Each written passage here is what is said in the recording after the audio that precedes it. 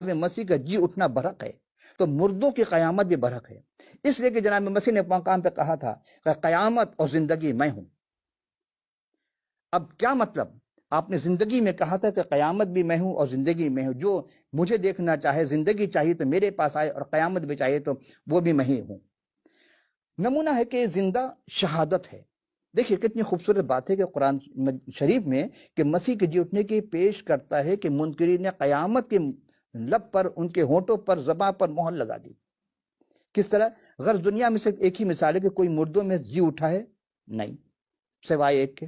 اچھا، اور جی اٹھا ہے موت اور قبر پر اس نے فتح پائی ہو، ایک ہی ہستی۔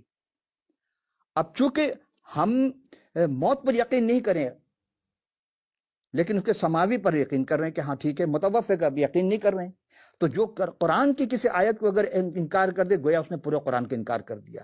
اس توحید، اس رسالت کا جو ماننے والا ہے بظاہر اس نے سب کا انکار کر دیا۔ یہی بات آپ کی خدمت میں پیش کرنا۔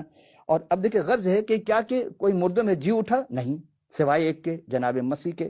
اور پھر موت اور قبر اس کی فتح پہ، تو تمام انبیاء جتنے بھی آئے، انبیاء پر موت کا ڈنگ جو ہے وہ چل گیا، کوئی انکار نہیں کر سکتا، اور زیر زمین مدفون ہے اور ان کی قبر موجود ہے۔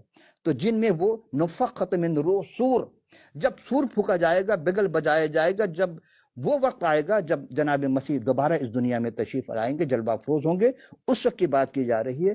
مگر مسیح مردوں میں سے جی اٹھے تھے، اس لیے وہ اپنے جلالی بدن کے ساتھ دوبارہ آئیں گے۔ تو آیت کیا تھی؟ ہم نے کیا پڑھی تھی کہ سلام ہو مجھ پر جس دن میں پیدا ہوا اور جس دن میں مروں گا، اور جس دن جی اٹھوں گا، انہیں اٹھ کر جی کر۔ اب دوبارہ ہم چلتے ہیں سورہ مریم کی آیت میں 55 کی طرف، ذرا ایک نظر ڈالتے ہیں کہ آخر اس میں کیا ایسی بات تھی۔ 55 نمبر آیت میں دوبارہ ہم غور کرتے ہیں، اس میں کیا کہا؟ اِنَّا مُتَوَفِّكَ وَإِلَى مُتَحَرِّكَ اِنَّا مُتَوَفِّكَ وَرَافِعُكَ، میں تجھے وفات دوں گا اور تجھے اٹھا لوں گا۔ اِلَى مُتَوَرِّكَ متحرکہ من الذین کفروا، اور جو کفر کریں گے، جو انکار کریں گے تو اس چیز سے ہم تجھے الگ کر دیں گے۔ وَجَعَلَ الَّذِينَ اتَّبَعُوكَ فَوْقَ الَّذِينَ كَفَرُوا، اور جو لوگ تیری اتباع کریں گے، یعنی جو مسیح کی اتباع کریں گے، اس سب پر ان کو فضیلت ہوگی، سب پر حاوی ہوں جائیں گے۔ الی یوم القیامہ، قیامت تک۔ اب آپ غور کریں، آج اس زمانے میں سب سے بڑے مذہبی اگر ماننے والے ہیں کسی نبی کے تو کون لوگ ہیں؟ یہ آپ خود ریسرچ کر سکتے ہیں کہ مسیح کے ماننے والے پوری دنیا میں سب سے زیادہ ہیں۔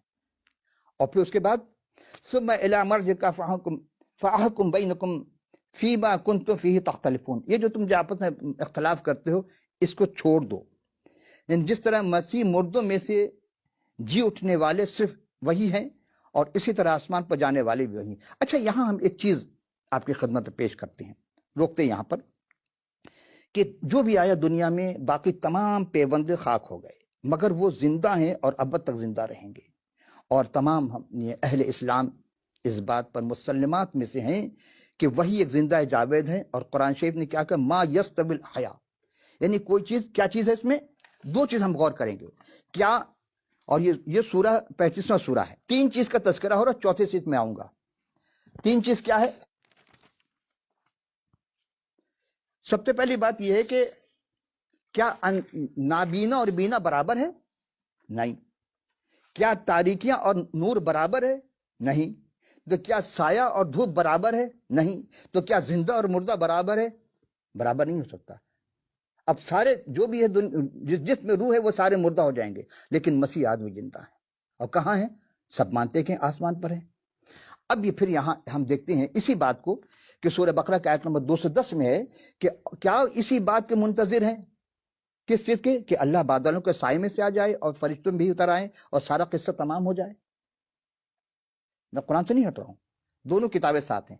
اسی چیز کو سورہ نساء کی آیت نمبر 69 میں ہے کہ اور قرب قیامت نزول مسیح کے وقت اہل کتاب میں سے کوئی فرد یا فرقہ نہ رہے گا، مطلب سب ایک ہو جائیں گے، مگر وہ مسیح پر موت سے پہلے ضرور صحیح طریقے سے اگر ایمان لے آئیں گے تو قیامت کے دن مسیح ان پر گواہ ہوں گے۔ اب اس کو کیسے سمجھیں گے کہ جب وہ آئیں گے تو کیا ہوگا، کس بات کی گواہی دیں گے؟ یہاں ایک اور چیز کہ دیکھتے ہیں کہ کیا مسیح جب اس دنیا سے